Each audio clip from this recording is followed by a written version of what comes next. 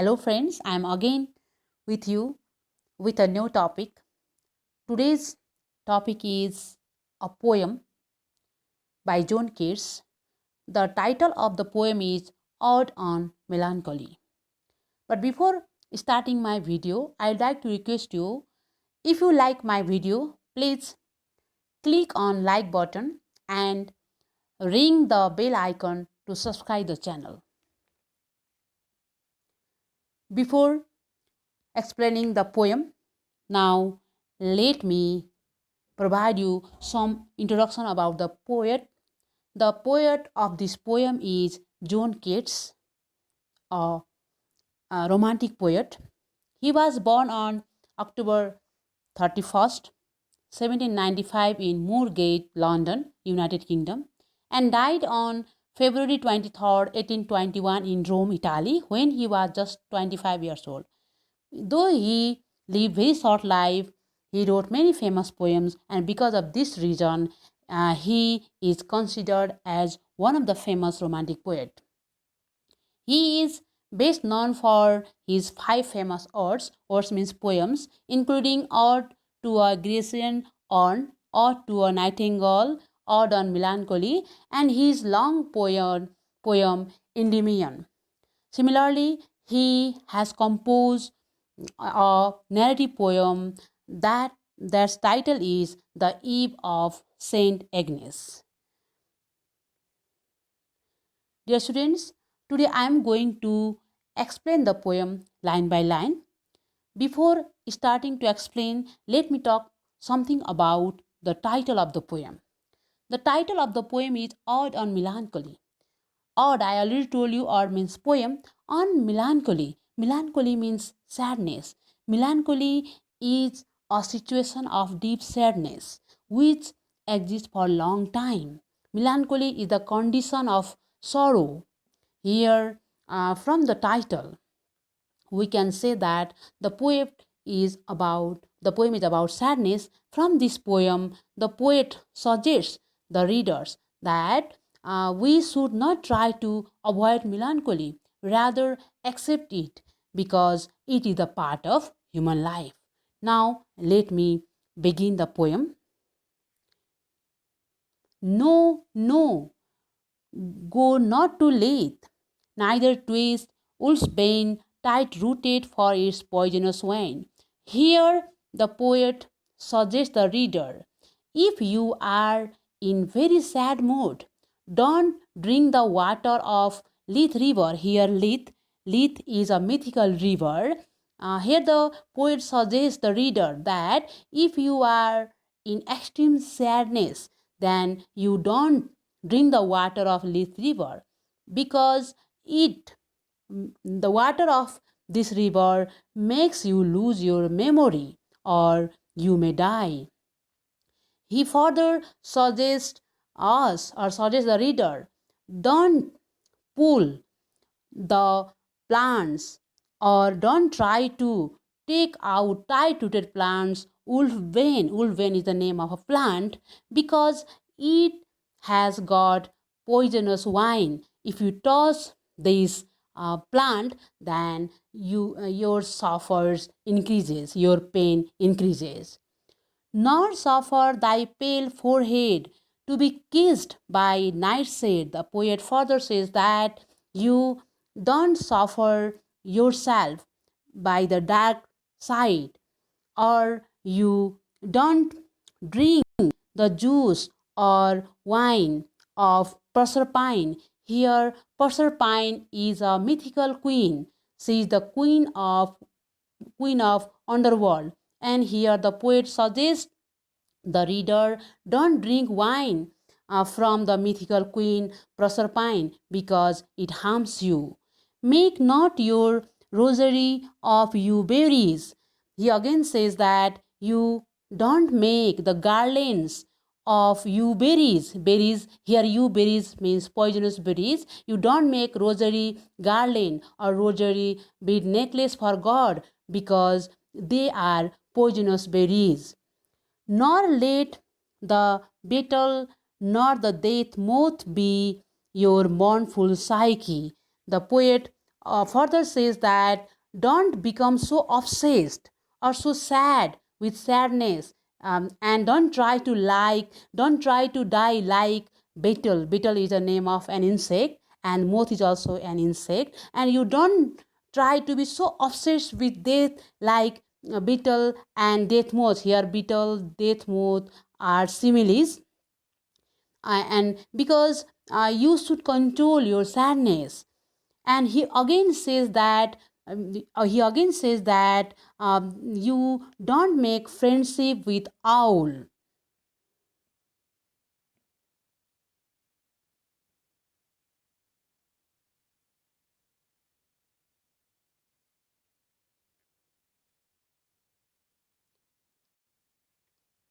Don't make friendship with owl, because owl is a sad bird. If you have friendship with that bird, then it intensify your sadness or your mysteries, or the sadness with mysteries. That's why you keep yourself far away with this sad thing. In this way, the poet further says that for shade to shade will come too drowsily and drown the wakeful anguish of the soul. From these lines, the poet says that if you do not follow my suggestion, or if you do the above things, then it will bring you too much pain, and ultimately it will leads you to extreme sorrow or extreme pain. The poet further says, but when the melancholy, but when the melancholy fits shall fall, sudden from heaven like a weeping cloud, then fosters the drought-heeded flowers all, and hides the green hill and in an April shroud. Here the poet says that when a melancholy strikes you, means when you feel extreme sadness, then it comes like a sudden thunderstorm that makes the cloud weep. Here he's saying weeping clouds, that makes the cloud weep. And as a result, that weeping clouds pounds down in the form of rain, and it covers all the flowers and the green hills like an April rain or April shroud or April fog.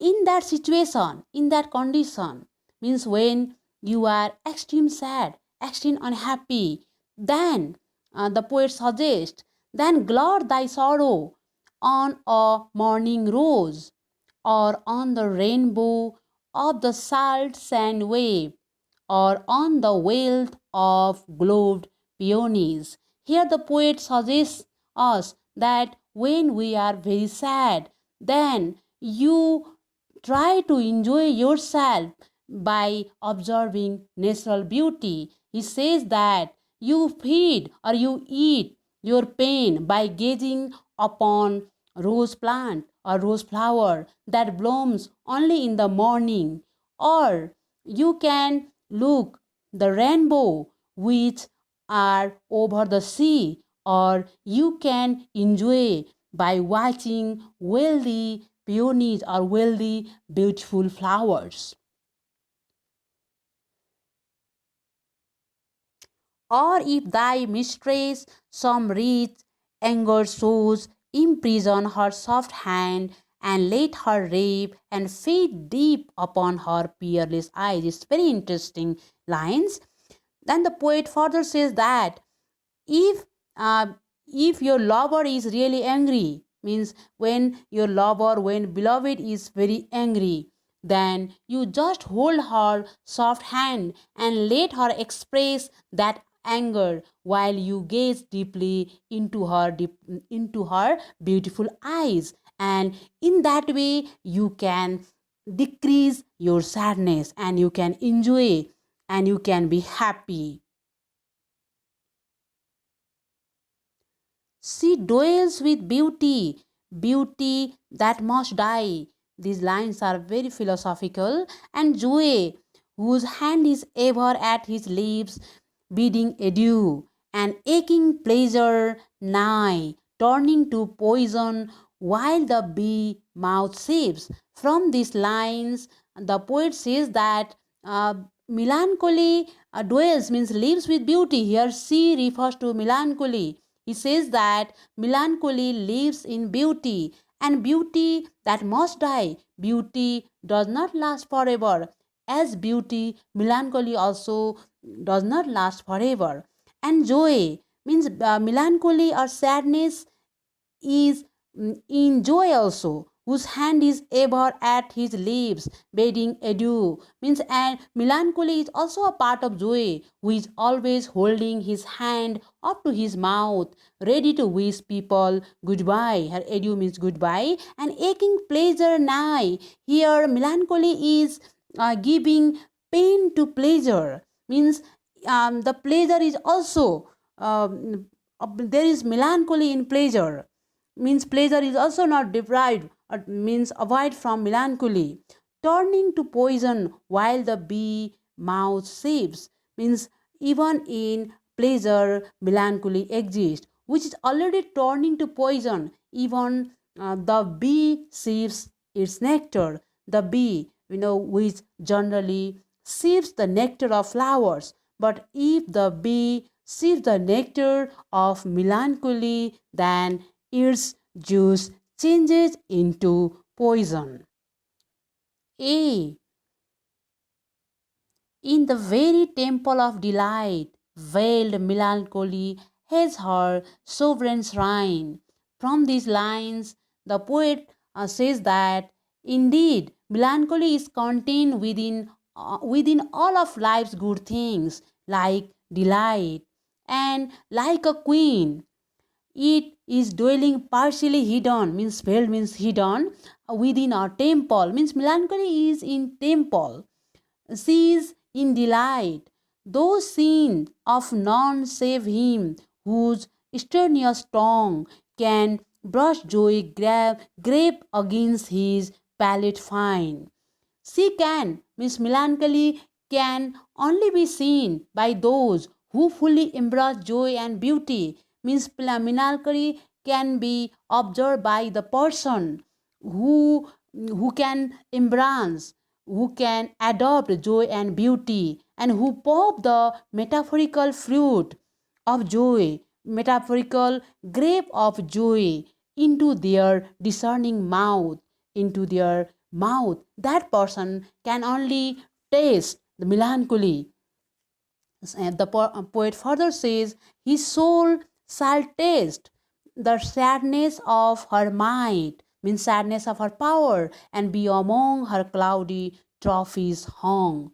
Means from these lines, the poet says that the person who does so means the person who tastes melancholy will taste a melancholy's sad power, and his soul will be kept by her as a symbol of her inevitable victory. Means from there the poet suggests that the person who has courage to adopt melancholy, that person is considered as victorious. That's why from this poem the poet wants to suggest us that we should accept melancholy. We should not try to avoid melancholies, because melancholies is our part of life, like delight, like pleasure. From this poem, the poet also encourages the readers to embrace sadness. Embrace means just like adopt sadness, not by seeking to end or soften it, but by accepting or living with it. According to the poet or John Keats, people should people should embrace melancholy, because even though it brings sorrow, it brings pain, it is also a fundamental part of beauty, joy and pleasure. Where there is beauty, where there is joy, where there is pleasure, there is melancholy. That's why in overall, the from the poem the poet advises that melancholy, beauty, and time are so deeply interlinked, and there is intimate connection between them. That's why we should try to adopt these things. Okay, this much for today. In my next class, in my next video, I'll come with you with a new topic, with a new video. Till then, bye bye.